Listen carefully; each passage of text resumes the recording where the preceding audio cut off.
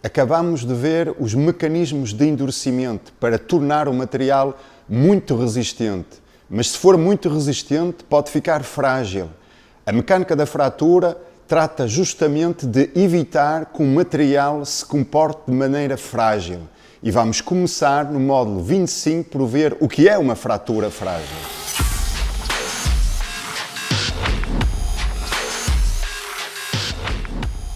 Acabamos com os mecanismos de endurecimento para tornar um material muito resistente. Pode parecer uma situação ideal, um material super resistente. No entanto, tende a ficar mais frágil.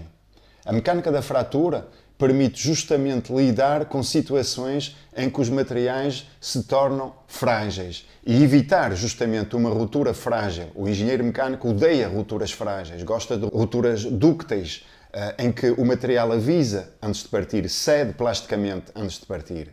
Temos 4 módulos sobre mecânica da fratura e o primeiro trata justamente da fratura frágil. O que é a fratura frágil? Em que situações temos fratura frágil? Nós já vimos isso na altura do ensaio de tração e classificamos justamente o modo de ruptura em 2. Temos, por um lado, a ruptura frágil e, por outro, a ruptura dúctil. Eu posso fazer novamente uma nova demonstrações para vocês se recordarem. Tenho aqui um material, um pedaço de madeira que tipicamente tem um comportamento frágil. E vamos, então, solicitá-lo até ele partir de maneira frágil. Isto quer dizer que houve uma ruptura repentina sem deformação plástica.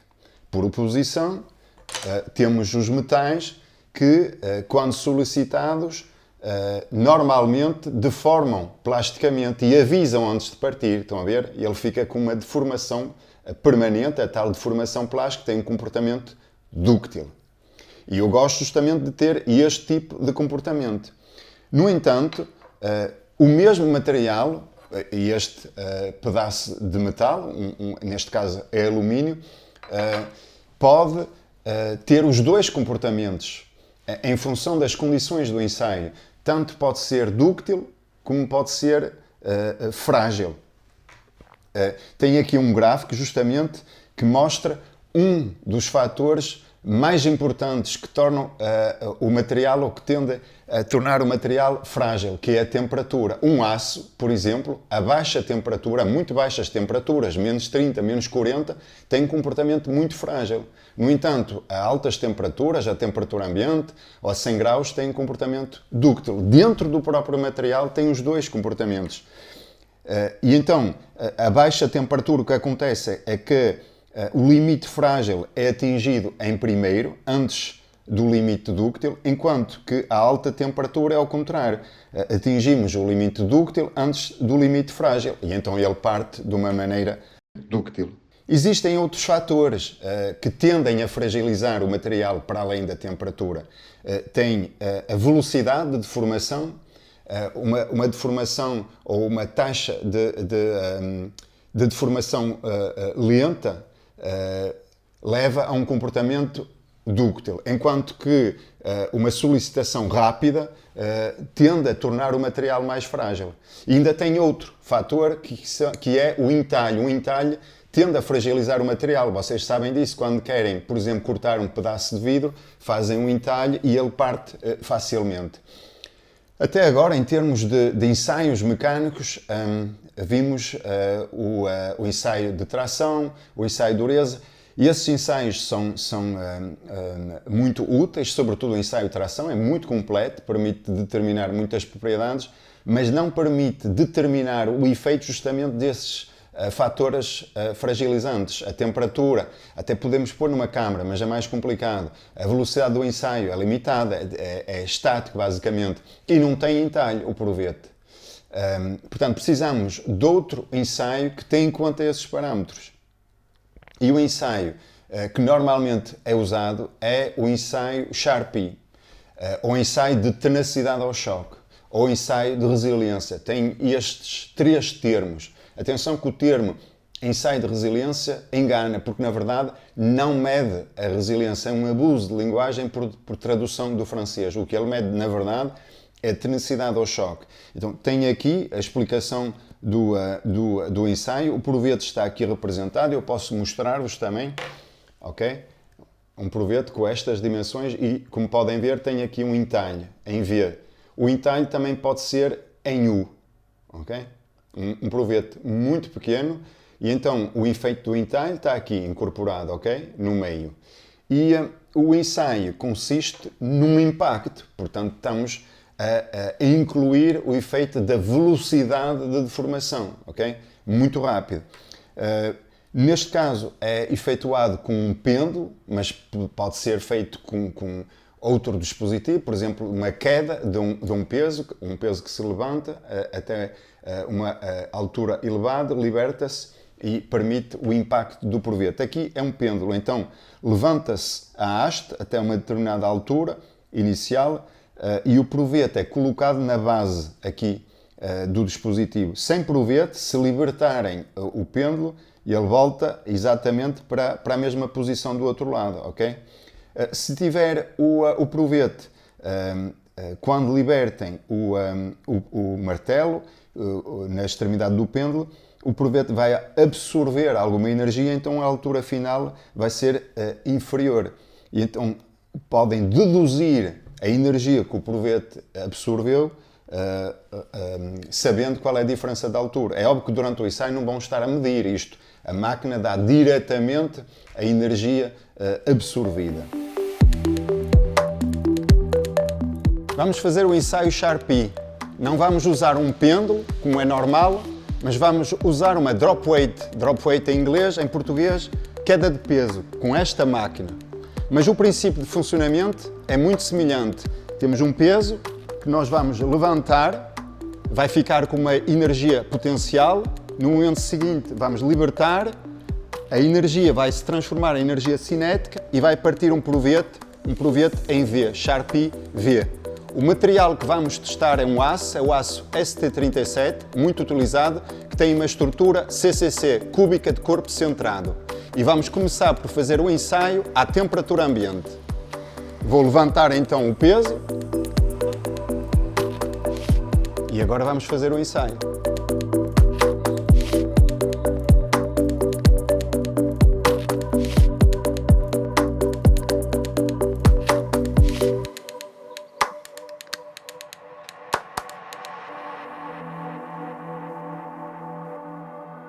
Realizamos 2 ensaios, um com uma altura que não permitiu partir o provete, reparem, a energia potencial não foi suficiente para partir o provete e ficou apenas deformado.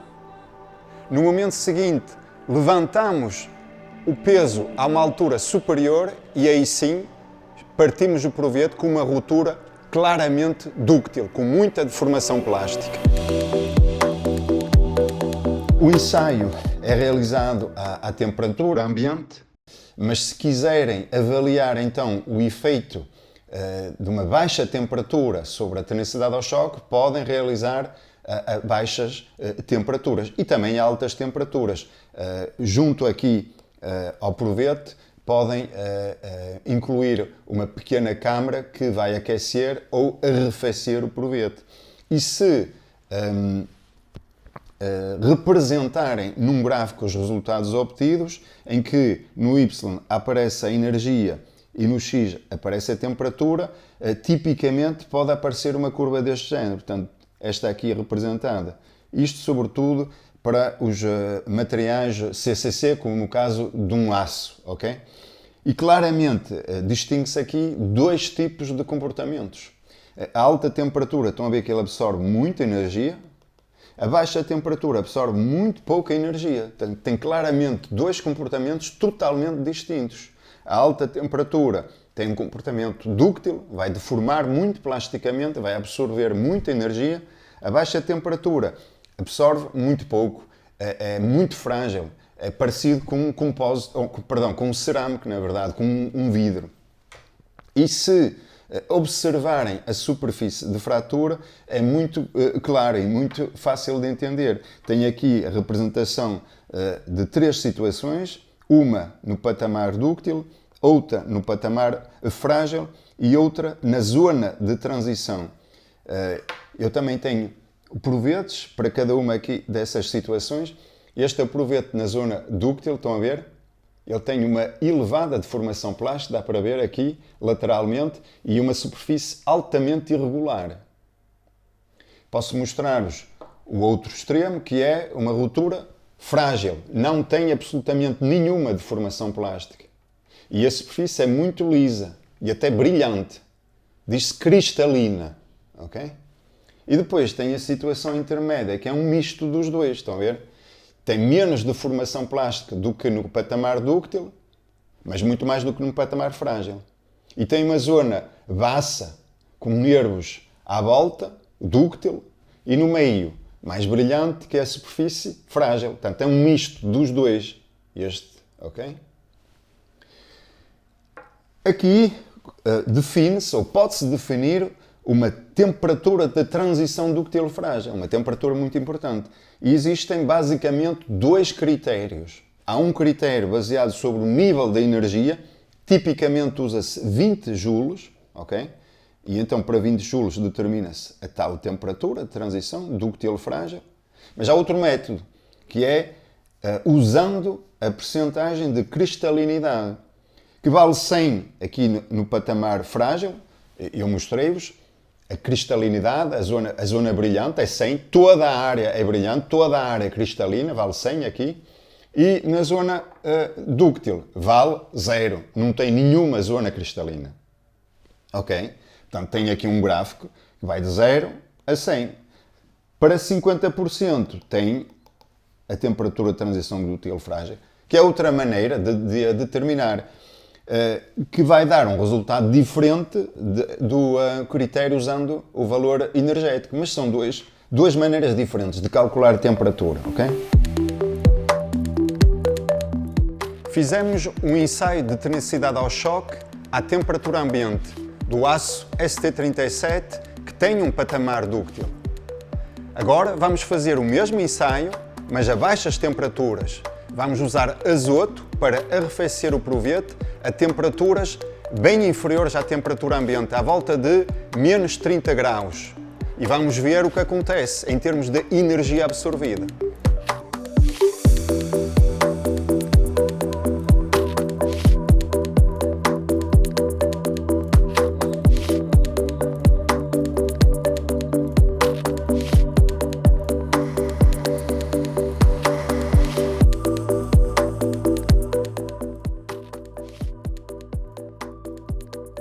A ruptura foi completamente diferente, ruptura claramente frágil, sem deformação plástica dos provetes. Estamos claramente no patamar frágil do material. Já agora, falando de temperatura de transição dúctil frágil, ninguém resiste a falar do caso do Titanic, ok?